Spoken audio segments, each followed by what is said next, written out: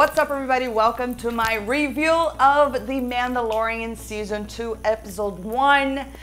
I actually just literally finished watching. I also recorded my reaction. That takes a little bit longer to edit, so eventually I'll post it. But today I just wanted to talk about my feelings right off the end of the episode. This was an episode packed with Easter eggs and little things for Star Wars fans to, you know, those people that are really keen to details are going to love. And I really love the Star Wars universe, but I don't immediately catch all the Easter eggs. So I'm pretty sure that once I'm editing my reaction, I will even notice more things that I didn't notice the first time I watched. And I definitely will watch this episode again. So this will be a spoiler review, but at first I'll just give you my overall thoughts. And then when I start talking about spoilers, I will let you know. And if you haven't had a chance to see it yet, you can stop the video and then come back and watch later, because I'd love to hear your thoughts on this episode. Okay, so starting off without spoilers, I think overall this was a very strong way to start the season. We saw a lot of Baby Yoda. Mando is back and he's just super cool still. The quest that he's in, it's pretty much the one that we saw on the trailer. He is looking for Baby Yoda's kind, so he can return him. All of that we already knew. So this episode, obviously, that is taking place. This episode is filled with action, adventure. Like I said, so many Easter eggs that I couldn't even count. Surprises, yes. It was heartfelt, it was thrilling, it was everything that Star Wars is supposed to be. So I think it started off really strong. I have really high hopes for Season 2 after watching this episode. But now I'm going to get into the spoiler part. So if you haven't had a chance to see it yet, you can stop the video right now and come back later. All right, so right at the beginning, spoiler over here, he's walking into this really cool town, right? That I think I mentioned on my reaction. It looked like those cool hipster places in Brooklyn with graffiti and all of that. And you can see a lot of Easter eggs. I'm sure there's many more, but I spotted C-3PO and I was like, that's so cool. The music is kind of still, a lot of it is the same, but there's some new tunes as well. So he walked in right into this place where there's a fight going on. And I really enjoyed everything that was going on there, but I still didn't know where is this going. Eventually, the episode takes us back to Tatooine. Now, for some people they might think, oh, why not explore other parts of the universe? Why go back to Tatooine? I had no problem that they went back to Tatooine, because to be quite honest, it's so cool to even explore more a universe and a planet that we already know, which is Tatooine. We don't know everything about Tatooine. We just know bits of it, you know. So this time they go in and we get to see more parts of Tatooine. And not only that, we also get to see what happened right after the Death Star blew up, you know, when Luke destroyed the Empire. And Darth Vader died after all of that. And I think that was very interesting for us, because immediately right after that happens, right, this small village is raided. And these people come in and it's just like they get rid of one big problem and then another problem comes, and you know, then we were introduced to a new character, which I can't really remember his name. But what was really cool about this episode, right? I'm a little bit ahead of myself. Let me go back. Before we get to the whole village situation, Mando goes back to the hangar, right? And we get to see Ripley again. I'm gonna call her Ripley because she really reminded me of Ripley. I think she was a lovable character on last season, so it makes sense that she would return. She's in love with Baby Yoda. She wants to hold him. And it's very cool to see how Mando progressed when it comes to how he views droids. And that was all because of Quill. You know, Quill taught him that droids are what they are programmed to do. They're basically not evil or good. They are what their masters turn them into, you know, and he learned that through Quill. And we can see here when he arrives at the hangar, right, he already tells her, because she goes, oh, the droids, stay away from Mando's ship, and he goes, no, it's all right, they can work on it. And she was like, oh, things have changed.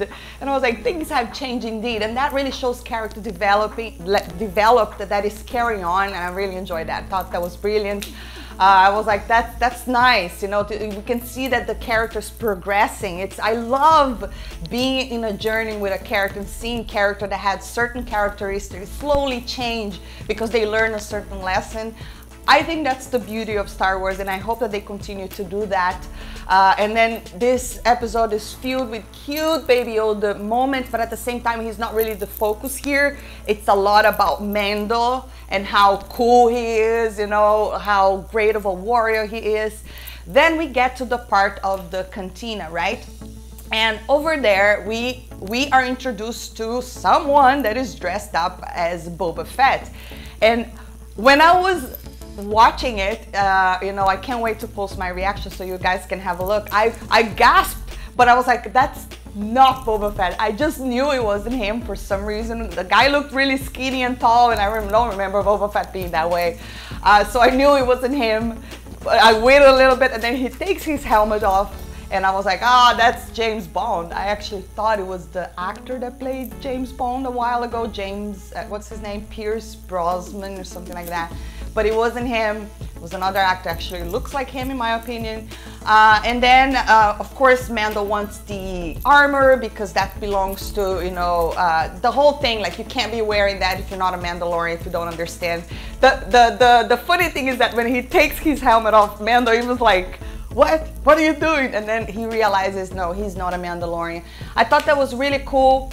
And then we had a moment, they're gonna fight, they're not gonna fight, they're gonna fight, they're not gonna fight. And then we are introduced to the big, let's say the big villain of this episode, which is this giant monster that has been tormenting the entire village, eating their stuff, and not only that, putting everyone in danger.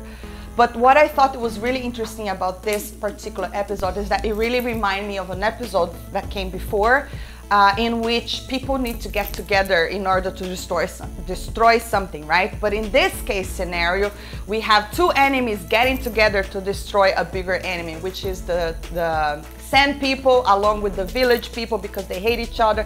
And we all know, we've learned that Sand people, they're not to be trusted, they're kind of ruthless and all of that. So I thought that was brilliant. And of course we have Mando as the guy mediating the whole situation. I really enjoyed that journey, very much so. I was like, that's great. It was just something really good to watch.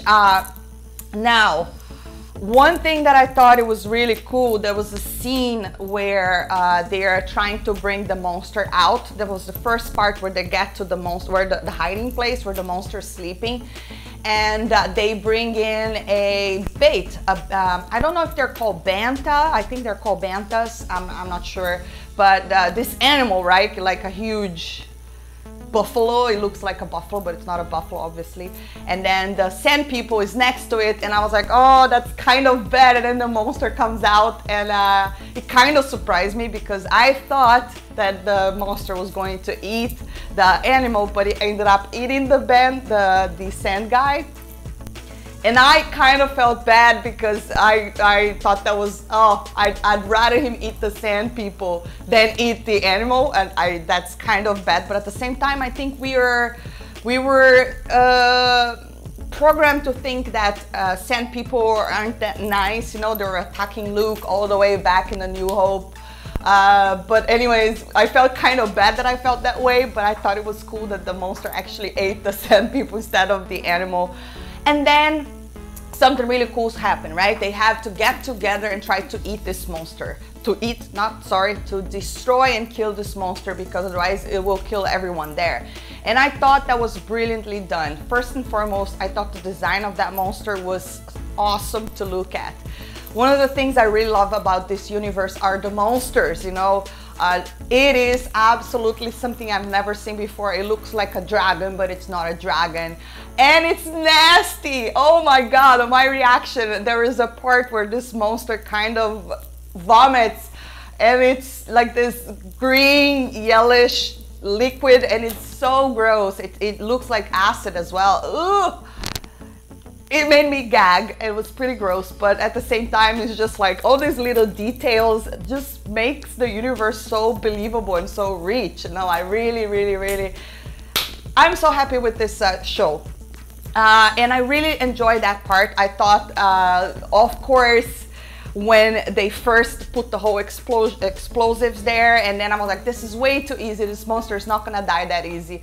But then Mando, of course, comes to the rescue and comes with the brilliant idea to bring all these explosives inside the monster so they could kill the monster from the inside, and that was brilliant. We also get to see Mando using his jetpack, and now he seems like he's way more used to it. There's this final shot where he leaps out of the monster's mouth into the air, and it was just so cool to watch. And it was just so, and then when the thing explodes, I was like, it was very creative, very cool.